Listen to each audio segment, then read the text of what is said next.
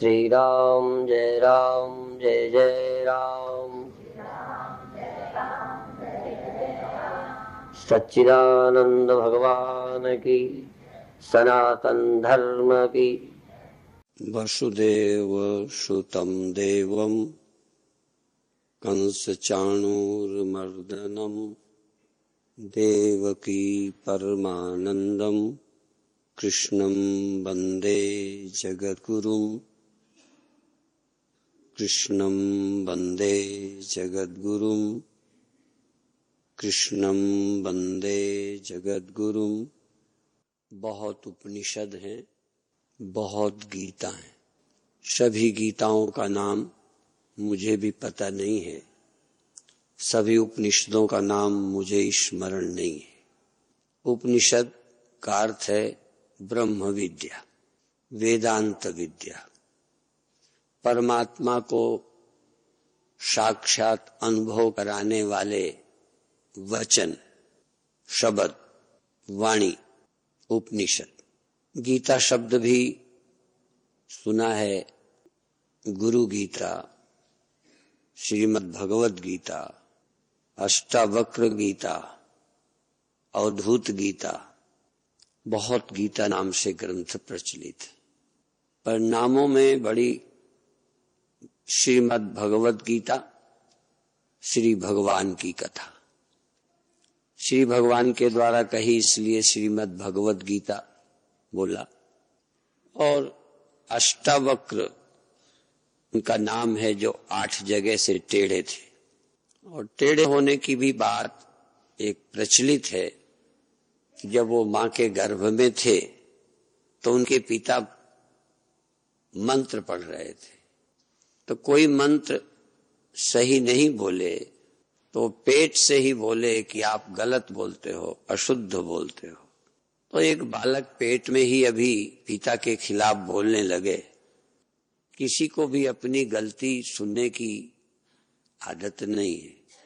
कई बार मेरे को भी कई लोग सिखाते हैं तो बहुत समझा लेता हूं मन को, पर मन को अच्छा नहीं लगता।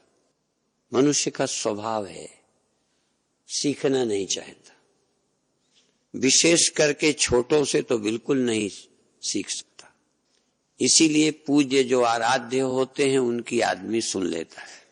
तो अष्टावक्र पेट में थे तब वो अष्टावक्र नहीं थे, जैसे सभी बच्चे होते हैं थे। पर जब उन्होंने पेट से बोला तो पिता को क्रोध आया और श्राप दे दिया जल लेकर कि जा तू 8 जगह से टेढ़ा हो जा। तो अष्टावक्र 8 जगह से टेढ़े हो गए। कथा लंबी है।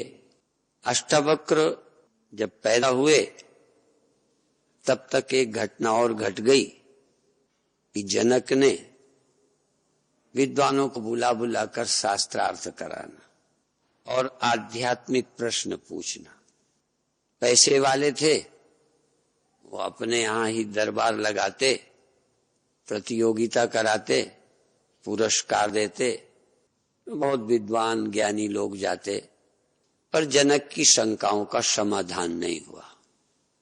जनक के यहां बहुत शास्त्रार्थ होते, लेकिन जो ठीक नहीं समझा पाता, उनकी शंकाओं का समाधान नहीं देता, उसको जेल भेज दिया जाता। अभी ऐसा भारत में अभी नहीं है। जो कोई जो धंधा करे उसमें ईमानदार होना चाहिए। एक डॉक्टर ठीक करने के बजाय यदि मारने लग जाए तो उसको दंड मिलना ही चाहिए। एक ज्योतिषी किसी को गलत बताए तो उसको दंड मिलना चाहिए। इसलिए आर्य समाज ज्योतिष के गणित को मानता है, फलित को नहीं मानता, क्योंकि फलादेश करते बहुत सारी गलतियां हो जाती हैं। ये नहीं है कि भविष्य बताया नहीं जा सकता, पर सही सही पूरा पूरा बताना बड़ा मुश्किल है। ग्रहों की दशा यहां थी, उसका कितना प्रभाव पड़ेगा कठिन है। अभिप्राय ये कि बहुत चीजें तुम्हें मालूम नहीं पड़ती पर हैं। और ये मरना क्या है, ये मृत्यु क्या चीज है, क्यों हो जाती है, ये जन्म क्यों हो जाता है, और हमें दुख क्यों प्रिय नहीं है, इसका भी कोई कारण होगा। दुख क्यों प्रिय नहीं लगता, मरना क्यों नहीं प्रिय लगता। तुम ये तो कहोगे मरना किसी को प्रिय नहीं लगता। यदि पूछ क्यों नहीं लगता, आप कहोगे हम जीना चाहते हैं। हम पूछेंगे क्यों जीना चाहते हो, मरना क्यों नहीं चाहते? आप बताओ, आप बड़े क्यों होना चाहते हो, छोटे होने को राजी क्यों नहीं हो? आप क्यों भोगना चाहते हो, मुक्त होना क्यों नहीं चाहते? तुम सुख भोगना चाहते हो, तुम छुट्टी क्यों नहीं चाहते सुख से? दुख से छुट्टी चाहते हो, दुख से छूटना चाहते हो, सुख को पाना चाहते हो, और इसी लालच में सुख पाने में लगे रहे। सारी जिंदगी हमने सुख पाने में लगाई और मिलता दुख रहा। इस सुख पाने के लिए शरीर बना प्राप्त किया, सुख पाने के लिए आपने कुछ छोटा सा छोटा काम किया। पेशाब गए तो किस लिए गए बोलो? सुख। पेशाब का वेग कष्ट देने लगा, पेशाब के निकालने में अच्छा लगा, चले जाते हो। तुम ही जानते हो कि जानवर भी।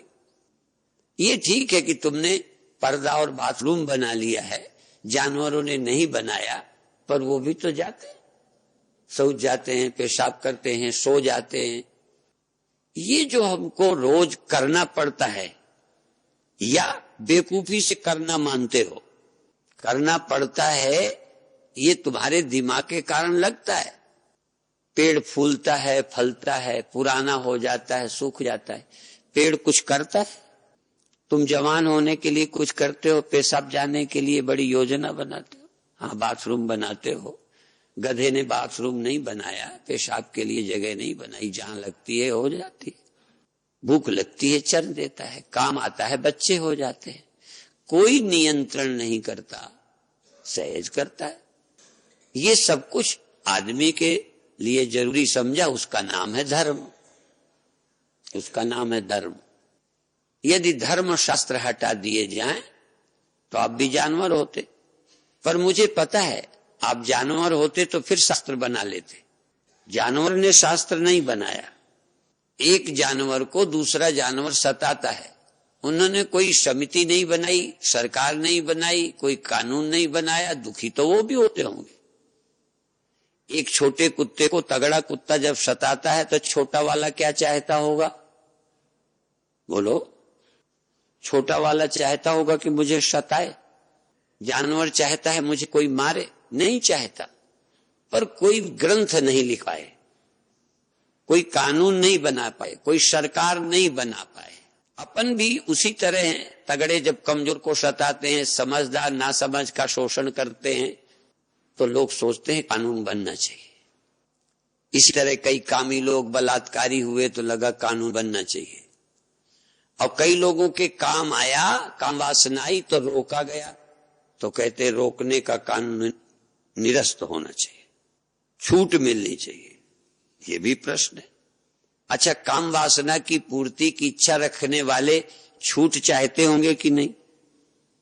ईमानदारी से बताना, झूठ नहीं बोल है? डरते हो क्या?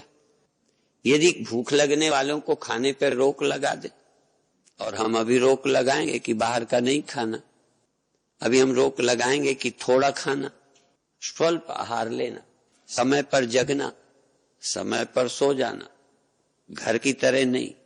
अब थोड़ा नियंत्रण शुरू, ये धर्म का काम है। उस नेचर में थोड़ा सा चेंज लाना, उस परिवर्तन का प्रारंभ सहज जो मन में आए नहीं करना। इसलिए मनमुख और गुरुमुख।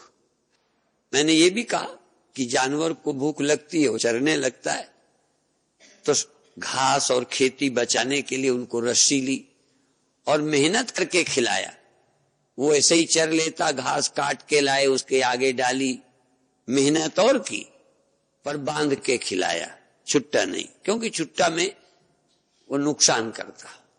तो नेचर जो अंदर से हमारे है, उस नेचर की पूर्ति भी करना, पर तरीके से करना, विधि से करना, मनमानी नहीं करना। और अंत में जो प्रारंभ होने जा रहा है शिविर, कि चूंकि पहले आपने शरीर पा लिया सुख भोगने के लिए, तो अब आपकी भोग इच्छा समाप्त भी हो जाए, तुम न जन्म चाहो न भोग चाहो, तुम मुक्त रहना चाहो, कोई इच्छा ही ना हो, भूख भी ना लगे, मरना भी ना पड़े, सर्दी भी ना लगे, यदि ऐसा चाहते हो तो पहले इस जीवन में आत्मबोध प्राप्त करो, तो आपको इनकी इच्छा खत्म हो जाएगी समझ से। लेकिन शरीर रहते आपको कपड़ा पहनना पड़ेगा, सर्दी धूप से बचना पड़ेगा, खाना पड़ेगा, पर यदि सभी इच्छाओं से मुक्त होना है तो ये ज्ञान तुमको अभी तो कुछ मुक्त कर देगा, जो बचा बचाया है वो शरीर के साथ चला जाएगा। और शरीर तुम चाहोगे नहीं, क्योंकि शरीर क्यों चाहते हो? अभी आपको शरीर में रहना है, इसी को जीवन समझते हो, इसलिए शरीर बचाए रखना चाहते हो। जब नहीं बचा पाए, वासना रह गई, तो फिर शरीर पा लिया। एक पत्नी मर गई तो दूसरा कर लिया, क्योंकि अभी जरूरत रह गई। खाते में बीच में उठ जाना पड़ा तो काम करके लौट के फिर खाया। हम अपनी कोई न कोई आवश्यकता की पूर्ति करते रहते हैं, तब शरीर रहते आवश्यकता की पूर्ति तो करो, पर वासना की पूर्ति नहीं करनी, इच्छाओं की पूर्ति नहीं करनी, आवश्यकताओं की करनी है। इच्छाओं का त्याग कर दो और थोड़ा मुक्ति का नमूना प्राप्त करो थोड़े टाइम के लिए। जैसे थोड़े टाइम के लिए, यद्यपि थोड़े टाइम के लिए खाते हो, थोड़े टाइम सोते हो, थोड़ी टाइम गुस्सा भी होते हो, तो थोड़े समय के लिए पहले अचाह हो जाओ। आवश्यकता की पूर्ति कर दी, अनावश्यक चीजों की इच्छा छोड़ दी।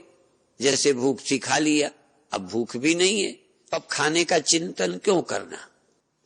ठंडी थी, कपड़ा ओढ़ लिया था, अब ठंडी नहीं लग रही, शांत बैठे हैं, अब आगे ज्यादा ओढ़ने की क्या जरूरत।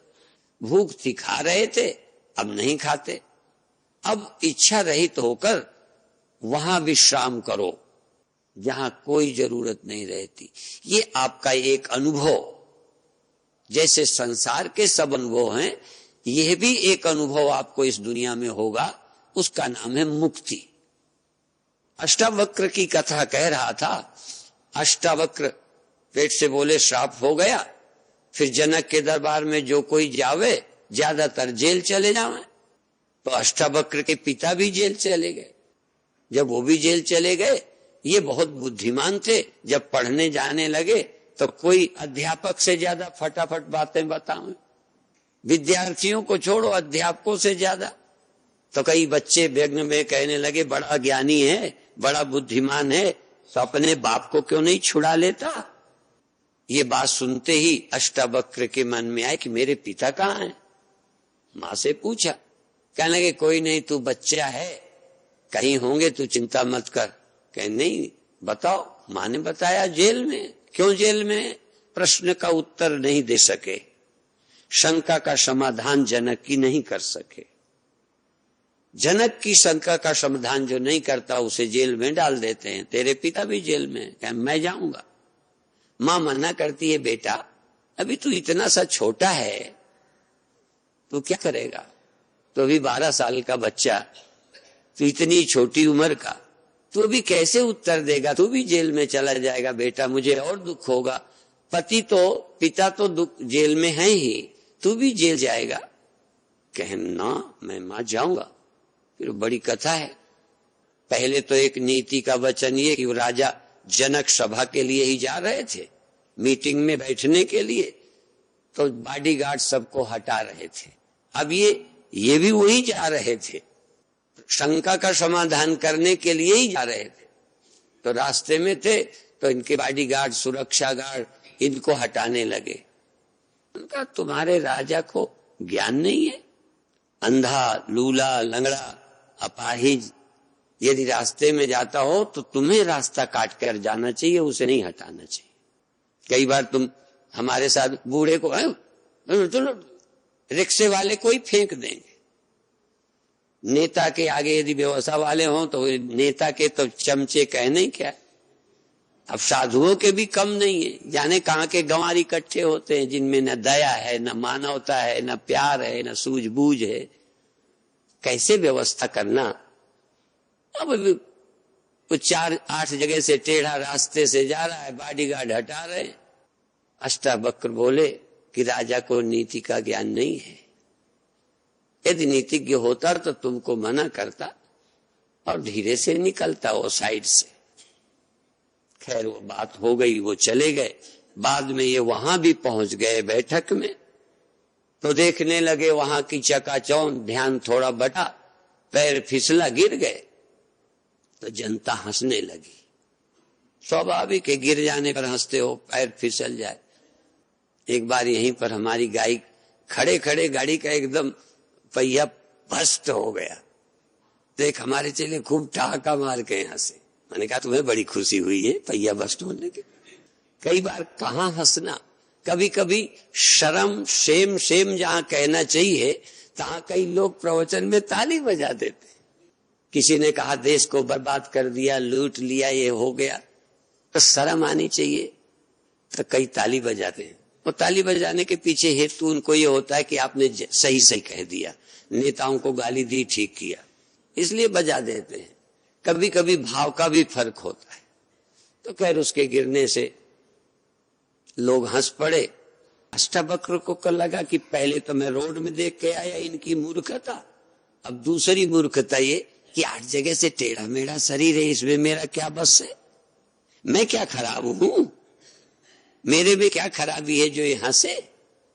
तो अष्टावक्र मुस्कुराते हुए ये बोले ये ज्ञानियों की सभा नहीं है, ये मूर्खों की सभा है। यहाँ चमड़ी देखी जाती है, शरीर देखे जाते हैं, शरीर से पसंद किए जाते हैं, यहाँ कोई ज्ञान से नहीं। आजकल तो शादियां भी चमड़ी देख के, सुंदरता देख के, शरीर देख के हो जाती। निभाएंगे कैसे, रहेंगे कैसे, स्तर क्या, ये कुछ नहीं। कल चाहे तलाक दे में, हमारी पसंद भी क्या है। तमाम लड़कियां कुंवारी इसी बात से हैं कि रिजेक्ट करते करते खुद ही बूढ़ी हो जाती। कोई पढ़ाई भी है, कोई सुंदरता से, कोई किसी बात से, सब ऊपर ही तो देख रहे हो, भीतर झांकने की फुर्सत कहाँ। साधु को भी देखोगे, आश्रम है बड़े बड़े, चिले बहुत हैं, बड़ा प्रचार है, बहुत पैसा है। लो ये कभी कभी बताना पड़ता है। एक बार पुलिस वाला हमको रोकने लगा, कहाँ जा रहे हो, तो एक हमारे गुरु भाई बोले उनका अब शरीर नहीं रहा। समझते क्या, इतनी एकड़ जमीन है, समझ के पैसे वैसे नहीं है। तब मुझे तो लगे शर्म आई, ये जमीन का परिचय।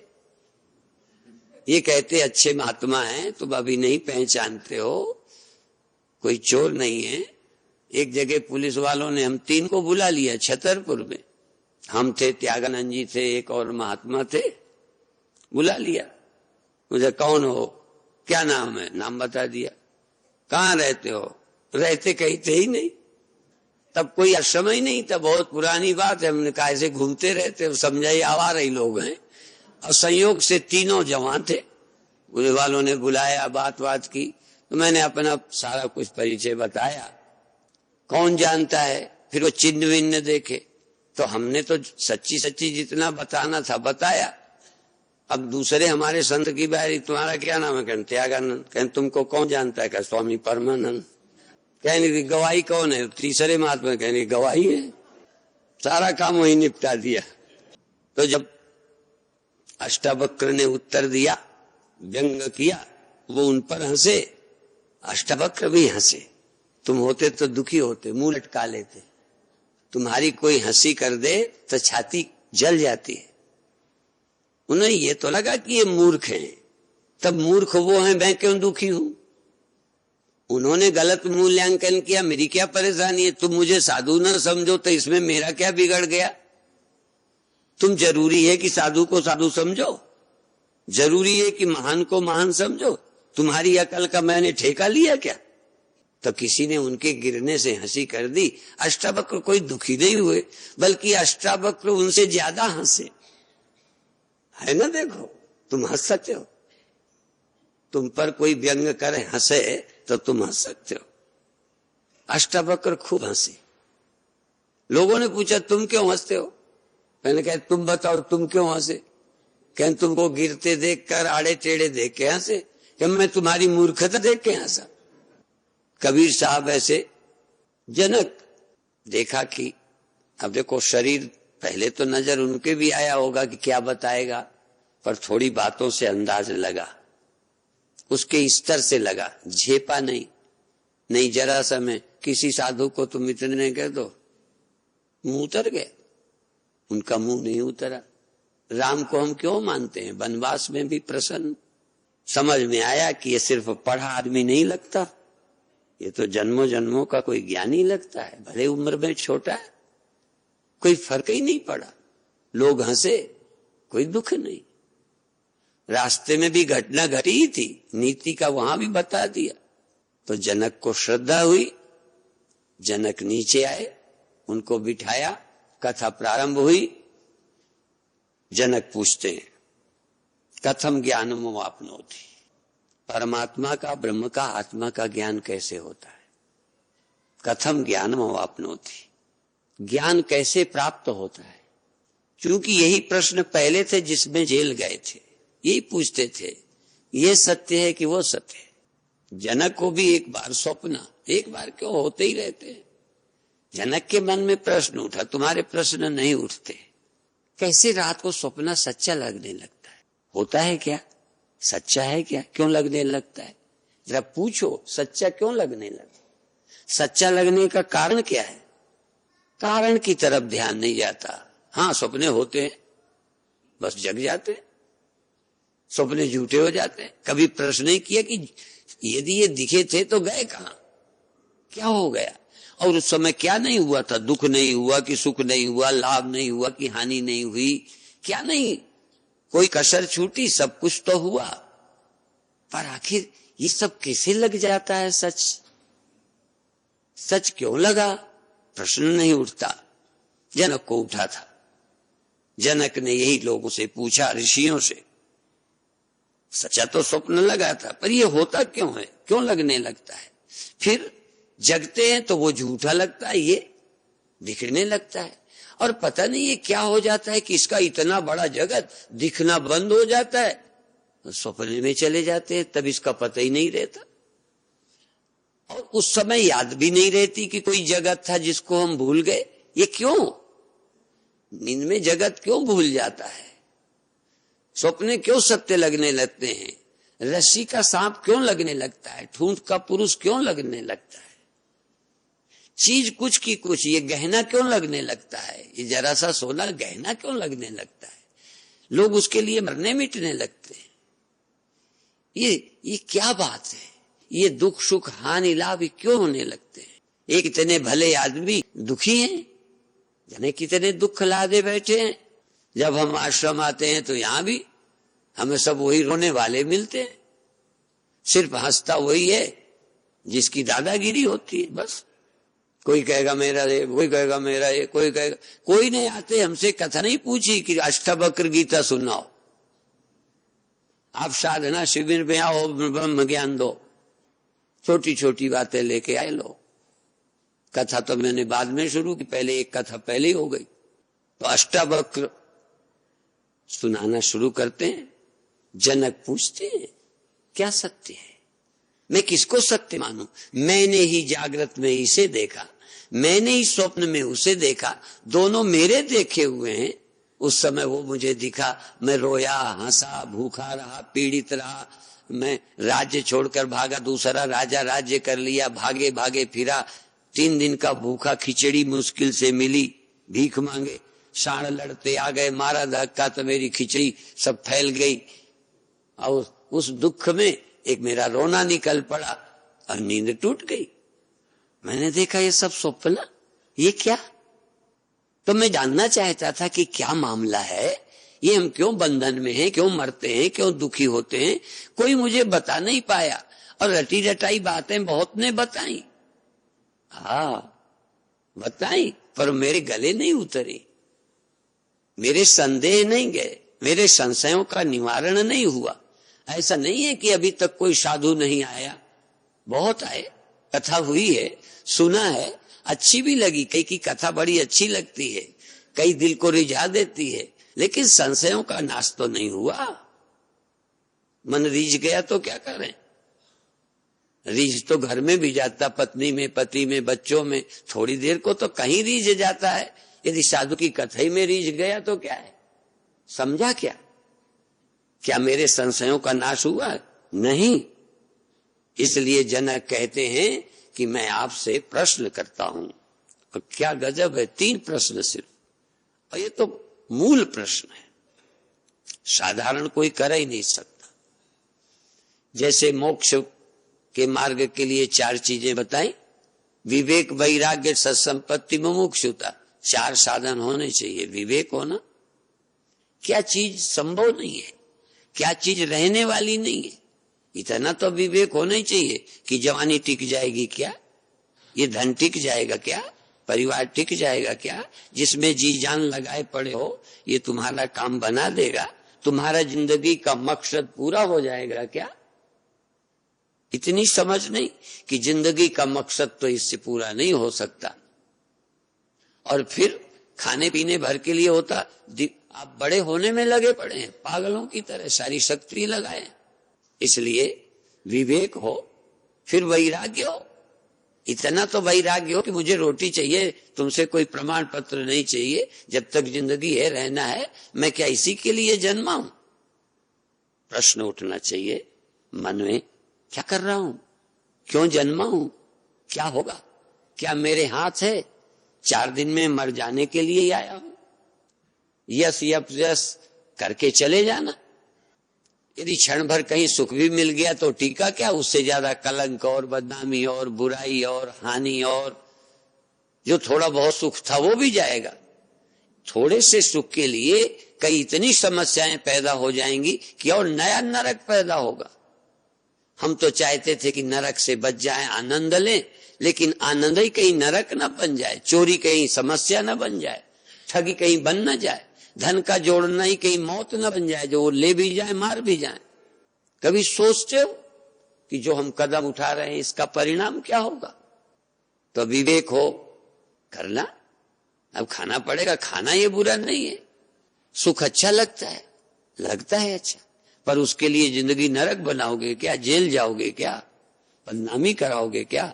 इस दुनिया में सर उठा के रहने लायक तो रहो, किसी कामना में अंधे हो जाओगे, कहां से निकल के जाओगे। लोग कहेंगे वो, या तो इतने बड़े ज्ञानी होते तो तुम 4 ब्याह करो, चोरी करो, डाका करो। देखो करोगे नहीं जब ज्ञानी होगे, पर मैं कहता हूं ज्ञानी हो करो, डाका डालो, जेल जा ले जाओगे, तो जेल में भी मस्त रहना है आपको ज्ञान। लो मैं छूट देता हूं आपको पाप की, गलतियां करो, जब तुम्हारी ओर व्यंग करे जाएंगे तब बर्दाश्त होंगे, और तब व्यंगों से बचने का रास्ता भी ना होगा। क्या करोगे, गलती करके तुम पछता भी लोगे, व्यंग भी करोगे, लेकिन एक बार यदि कोई शादी कर ले तो दोबारा कुंवारा हो सकता है क्या, नहीं हो सकता। क्या समाज से वो कलंक हट सकता है। इसलिए कहावत है, बद अच्छा बदनाम बुरा। तो आप देखो झेल पाओगे, जूतों की माला पहन पाओगे, मुंह काला करा के गधे पे निकल सकोगे, निकल सकते हैं लोग। जो ज्ञानी जन है पहले तो ऐसा काम ही नहीं करते, यदि ज्ञानी जन करते हैं तो पहले तैयार है, वो जूते की माला पहने हुए भी आनंद से जाएंगे। मैंने एक चुटकुला सुना था कि एक जगह कोई ने विरोध में जूतों की माला पहनाई, तो हंस रहे थे, बड़े खुश हुए और उनको धन्यवाद दिया। लोगों ने कहा तुम कैसे हो, कहने लगे अभी तक मैं मालियों के इधर से निकलता था तो वो माला पहनता था, आज चमारों के इलाके से निकला जूतों की माला पहन ली, हुआ क्या। अब प्रेम करने वालों ने वो माला पहनाई, चिढ़ने वालों ने ये पहना दी। ये भावना तुम्हारी है, आखिर किया तो मेरा सम्मान ही है। कुत्ता अपने ढंग से प्यार करता है, वो चाटता है, हम कहेंगे कई जब प्रणाम करते हैं वो आनंद लेते हैं, मुझे नहीं अच्छा लगता। ये भी कोई जरूरी थोड़ी है कि तुम्हारा प्यार मुझे अच्छा लगे, तुम्हारे पैर छूना भी कभी कभी नहीं अच्छा लगता। तो अच्छा लगना बुरा लगना ये मेरे मन पर निर्भर है, तुम्हारे पे नहीं। तुमने तो अच्छे किया, तुम प्यार से खिलाते हो, क्या बुराई है इसमें।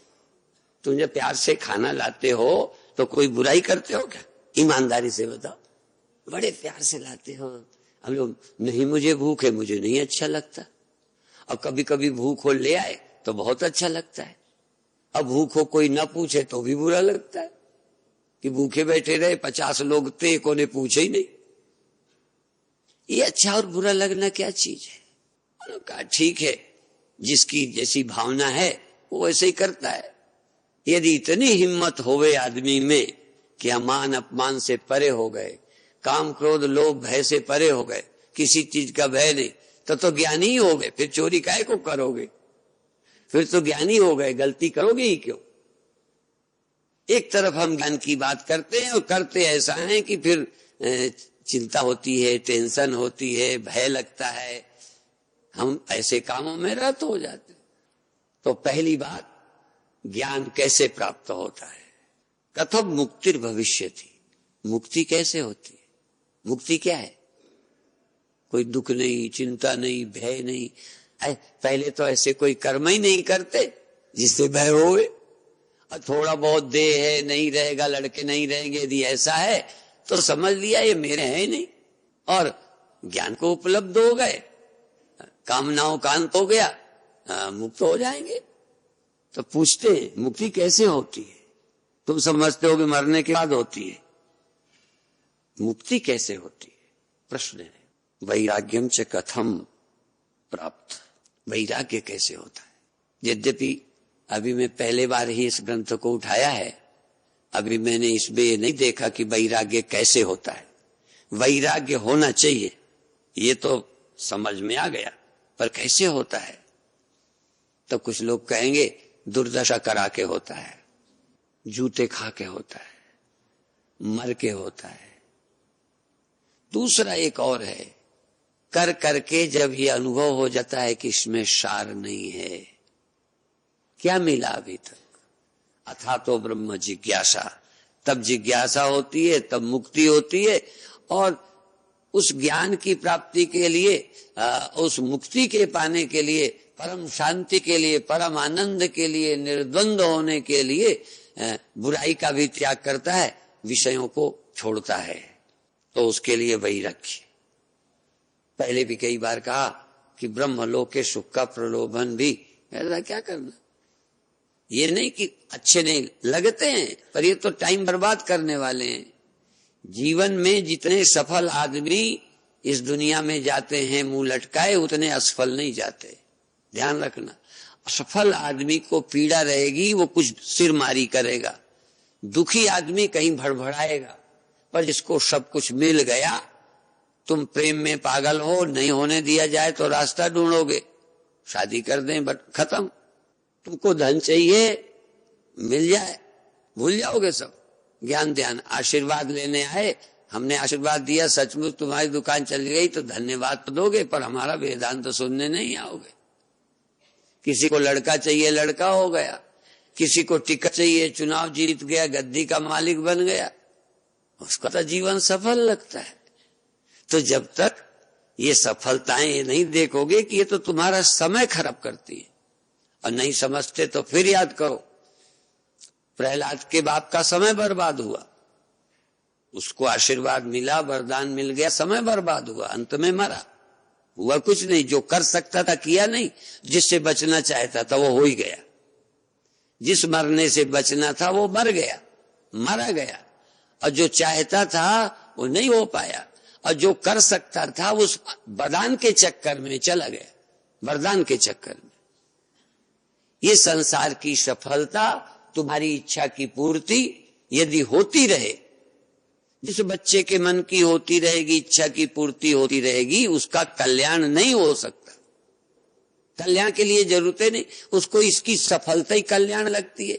मूर्ख आदमी को ये सफलता, धनी होना, टिकट मिल जाना, राजा बन जाना, यद्यपि लौकिक सफलता ही है, पर ये क्या होगा? गद्दी से उतरोगे, मरोगे, परिवार जाएगा। तो जिसको सफलता मानकर सत्संग से वंचित रहे, ज्ञान की तरफ नहीं गए, मुक्ति की चिंता नहीं की, अंत में ये चीज तो गई, तो इसको विवेकी कहेंगे क्या? इसलिए ये मूर्खों का जीवन है, अज्ञानियों का जीवन है, पामरों का जीवन है, विषयों का जीवन है।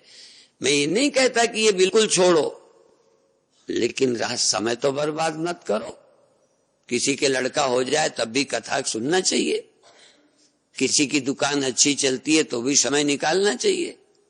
पर जितना दुखी आते हैं, पर दुखियों में भी दो हैं, दुखी भी आते हैं वही मांग लेने के लिए, निर्धन है तो धन मांग लेंगे, अविवाहित है तो शादी का वरदान मांग लेंगे, यदि अशिक्षित हैं तो पढ़ाई लिखाई का रिजल्ट का, आजकल बच्चे पेन को हाथ लगवा के ले जाते हैं, जहां हम जाते हैं पेन को हाथ लगवा के परीक्षा का समय है पास हो जाएं तो अच्छा है, क्योंकि हमारी नाक भी रह जाएगी। अब ये तो मैं नहीं कह सकता फेल हो जाए, लेकिन फेल हो जाना भी अच्छा है, चोट लगेगी, कुछ समझने का क्या मामला है। असफल होने से आदमी सोचता है कि मैं इतनी पढ़ाई की फेल क्यों हुआ, इतने अच्छे काम किए दुख क्यों हुआ, तब ये सोचेगा कि दुख का कारण क्या है। एक पुस्तक का नाम ही रख दिया दुख का कारण और निवारण। दुख का कारण क्या है, क्यों दुखी हो, क्या सिर्फ चीजों के कारण दुखी हो? नहीं, दुख का कारण ही नहीं समझे। जो तुम समझ रहे हो बिल्कुल ना समझिए, अज्ञानता है। इसलिए वैराग्यम च कथम प्राप्तम एतद्दूय मम प्रभो, और प्रभो शब्द का प्रयोग किया है। एक एक शब्द में बड़ा वजन है। प्रभो, अष्टावक्र को जनक राजा कहता है प्रभो बताओ वैराग्य कैसे होता है। बड़ा अच्छा है जनक, गुरु को प्रभु शब्द का संबोधन करता है। प्रभु बताइए वैराग्य कैसे होगा, मुक्ति कैसे होगी, ज्ञान कैसे प्राप्त होता है। 3 प्रश्न। अब मुझे लगता है इन्हीं 3 प्रश्नों का ही उत्तर चाहिए। 3 ही विषय हैं बस, और कुछ है ही नहीं। मुक्ति कैसे होगी, बात बन जाए। पता है ज्ञान से होती है, ज्ञान कैसे होगा, कहते मुक्ति और ज्ञान उसी के टिकता है जिसको वैराग्य होता है। बिन वैराग्य ज्ञान नहीं सर से, बिना वैराग्य के ज्ञान नहीं टिकेगा। इसके लिए एक उदाहरण याद रखना। इसमें होंगे जिनको कई को डायबिटीज होगी। अब डायबिटीज नहीं होना चाहते, डायबिटीज ठीक करना जो नहीं चाहते हो जरा हाथ उठाएं। जिनको है और ठीक नहीं करना चाहते हो हाथ उठाओ। नहीं, सब ठीक करना चाहते। अच्छा ये बताओ, डायबिटीज ठीक करना चाहते हो, इसमें ईमानदारी है कि नहीं है? ठीक करना चाहते हो, पर दूसरी भी तो है, मीठा भी तो अच्छा लगता है। अब क्या करें, स्वामी जी दोनों पसंद है, मीठा भी अच्छा लगता है, छोड़ा नहीं जाता, और डायबिटीज से भी बचना ही चाहते हैं। हम रोगों से भी बचना चाहते हैं, भोग प्यारे लगते हैं, मुक्ति तो मिल जावे, पर वैराग्य नहीं, विषयों की आसक्ति नहीं छोड़नी पड़े, यही करते रहें, मुक्त हो जाएं। ये हमारे अंदर एक मांग है। हमारा जीवन 2 विरोधों से बना है। मैंने एक किसी पुस्तक में या कैसेट में सुना कि एक पिता के 8 लड़कियां थी, सबसे छोटी 18 वर्ष की थी, उससे बड़ी 21 की थी, उससे बड़ी 24 की थी, उससे बड़ी 27 की, उससे बड़ी 30 की, ऐसे ही लगभग 36 तक थी या 35, पता नहीं। 8 लड़कियां थी, उसको शादी करनी थी, अखबार में निकालता रहता था। और एक लड़का अपने दोस्तों में कहता था मैं तो कम उम्र की सुंदर लड़की से शादी करूंगा। कम उम्र की सहज प्रिय लगती है, कोई बुढ़िया से शादी नहीं करना चाहे, कोई बूढ़े से नहीं चाहे, सहज प्रियता होती है। तो लड़का भी कहा करता था मैं तो छोटी लड़की से 18 वर्ष की बल्कि 16 की हो, कानून के विपरीत है, पर लगेगा वही हो तो और अच्छा, और छोटी से कना मना है, जानते हो। उसने कहा हम तो छोटी लड़की से शादी करेंगे, हम बूढ़ियों से नहीं करेंगे, ऐसे कहता था, अच्छी सुंदर। अखबारों में निकला, वो लड़का भी देखने गया, लिख गया, पर शर्त क्या थी, सबसे छोटी के दहेज में सिर्फ 1 लाख, और 21 वाली के 3 लाख, फिर उसके बाद वाली के 6 लाख, फिर उसके बाद वाली के 9 लाख, फिर उसके ऐसे। अब अंत में 8 वाली के लगभग 24 लाख दहेज के थे। तो उसने सोचा बस उसी से करता हूं, 24 लाख वाली से। 24 लाख वाली से शादी करके जब आया तो दोस्तों के सामने, तो दोस्त हंसे, यार तुम तो रोज कहते थे हम सबसे छोटी कम उम्र की लड़की से ब्याह करेंगे, ये बुढ़िया से कैसे कर लिया? कहने लगे यार दो इच्छाएं थी, पैसे की भी तो थी। जहां अच्छी लड़की से, कम उम्र की लड़की से शादी का मन था तो पैसे का भी तो प्यार था। पैसे के प्यार ने मेरा चुनाव बदल दिया। इसलिए अष्टावक्र से पूछ रहे हैं जनक कि ज्ञान कैसे प्राप्त होगा, मुक्ति कैसे मिलेगी, वैराग्य कैसे होगा, ये प्रभु आप बताएं। अब प्रभु बताएंगे तो दिल में उतर जाएगी। होने चाहिए प्रभु, होनी चाहिए श्रद्धा, तुम्हारी समझ में लगे कि ये तो साक्षात भगवान है, ये साक्षात पूर्णता को प्राप्त है। और जो पूर्णता को प्राप्त है, कोई ग्रंथ उठा लो उसी का नाम भगवान है। नर से नारायण होता है। नवे गुरुजी ने बहुत जगह ऐसा कहा है कि जो इसका स्मरण करता है वो राम ही है, वो भगवान ही है, भगवान का रूप समझो उसे। साधु साहेब एक है। तो जनक कहता है हे प्रभु मुझे बताइए। अब मैं सोचता हूं कि दूसरा श्लोक ध्यान के समय करेंगे। अभी 3 प्रश्न ही प्रश्न है, इसका उत्तर अष्टावक्र देंगे। प्रश्न अर्जुन कर रहा है, जनक पूछ रहे हैं। एक राजा है, जरा ध्यान दो, राजा है। प्रश्न नहीं लगता ये राजा का प्रश्न है, प्रश्न एक सच्चे जिज्ञासु का है, मुमुक्षु का है। इसलिए मतलब की बात, मेरा राज्य कितने दिन चलेगा नहीं पूछा, मैं ही अखंड राज्य रखूंगा, जीते जी मैं ही रहूंगा, कोई और तो नहीं आएगा नहीं पूछा, मेरी मृत्यु कब होगी ये नहीं पूछा। क्यों, क्या पूछना, कभी न कभी हो ही जाएगी। महत्व तो ये है कि ज्ञान कैसे होगा, मुक्ति कैसे होगी, वैराग्य कैसे होगा संसार से। इसलिए वैराग्य होना कोई खेल नहीं है। लात खाएंगे, जूता खाएंगे, दांत तोड़वाएंगे, गालियां सुनेंगे, लानत होगी और रहेंगे वहीं, मरेंगे वहीं। ये जो जीवन है जहां हम बैठे हैं, और एक जनक है, राजा है, प्रजा गड़बड़ करती है, गड़बड़ होता है, फलाना होता है, ये प्रश्न ही नहीं किया। और इसके पहले भी जनक यही पूछता रहा संतों को बुलाकर कि ये सत्य है कि वो सत्य है। मैंने रात जो देखा था वो सत्य है कि ये सत्य है। अब इतना तो उसे मालूम हो गया होगा कि वो सत्य नहीं है, रात को जग गया, इतनी तो अकल होगी। लेकिन वो प्रश्न उठाना चाहता है कि आखिर वो भी मुझे सत्य दिखा, ये भी मुझे सत्य दिखता है, सत्य की परिभाषा क्या है, क्या है सत्य, और इस दुख से कैसे छूटा जाए। दुख से, मुक्ति का मतलब दुख से, मौत से, चिंता से ऐसे छूटा जाए। ये जगत का बंधन कैसे जाएगा। बंधन से ही छुटकारे का नाम मुक्ति है।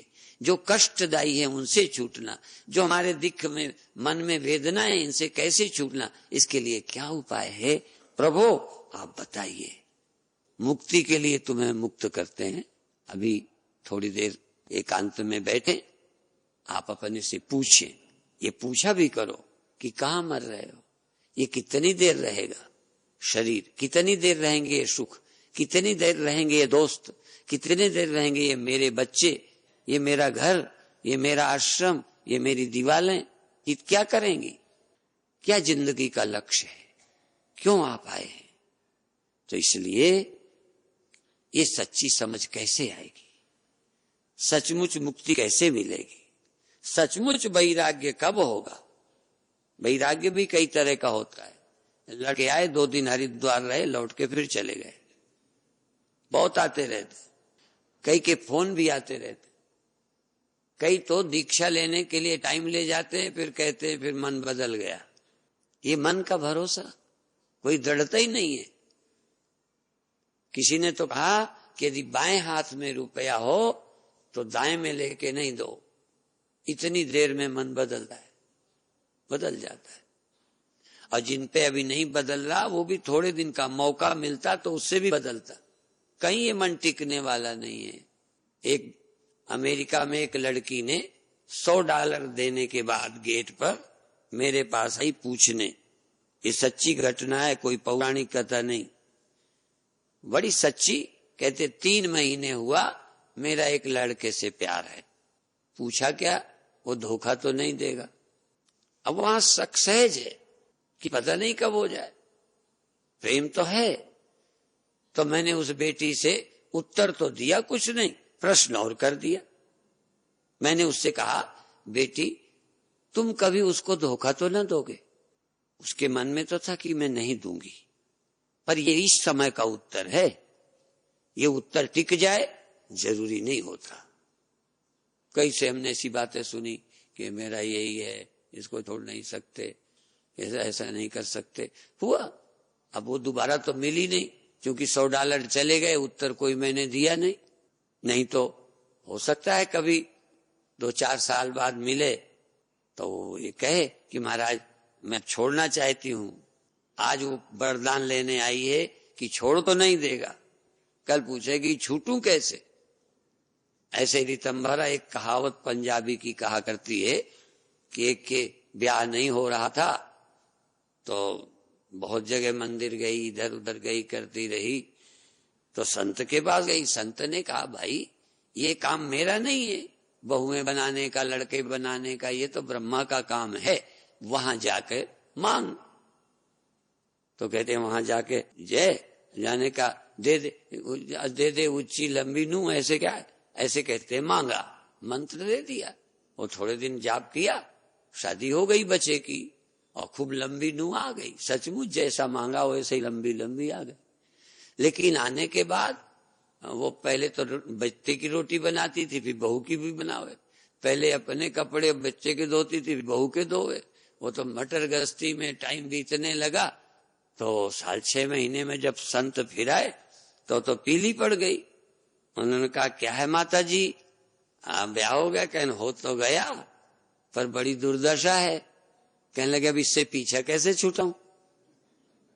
पहले वरदान मांगा तो क्या आप समझते हो जो वरदान है सब अच्छे ही होते हैं? जो मन के काम है सब कल्याण ही करते हैं, उनसे कोई हानि नहीं होती। तुम सोच सकते हो कि कल क्या होगा। जो ब्याह कर रहे हैं सोचते हैं कि कल दुर्दशा होगी, कल तलाक होंगे, लड़का बुरा निकलेगा, इस धंधे में भी हमें नुकसान होंगे, इस कर्म का परिणाम मुझे भोगना पड़ेगा। कभी सोचते हैं? नहीं सोचते, भूल जाते हैं। कामना अंधा कर देती है। खैर, तो फिर संत के पास आए, कहने लगे, तो बहू कहां से लाई थी? कहने, ब्रह्मा के यहाँ गई थी, प्रार्थना की थी। तो उन्होंने कहा, दे, मैंने मांगा था दे दे ऊंची लंबी नू, उसने ऊंची लंबी नू दे दी। तो कहने लगे, फिर वहीं जा, उसी के यहां मंत्र पढ़ करके। तो मंत्र दूसरा बता दिया कि जय वे ब्रह्मा जय, जी में दीती ते में लय। फिर जाके वही मंत्र पढ़ दिया कि जैसे दिया ब्रह्मा वैसे ही ले ले। तो जिंदगी में जो सोच रहे हो, क्या वो सब वैसे ही होता रहना है? सब ठीक ठाक बीत जाएगी।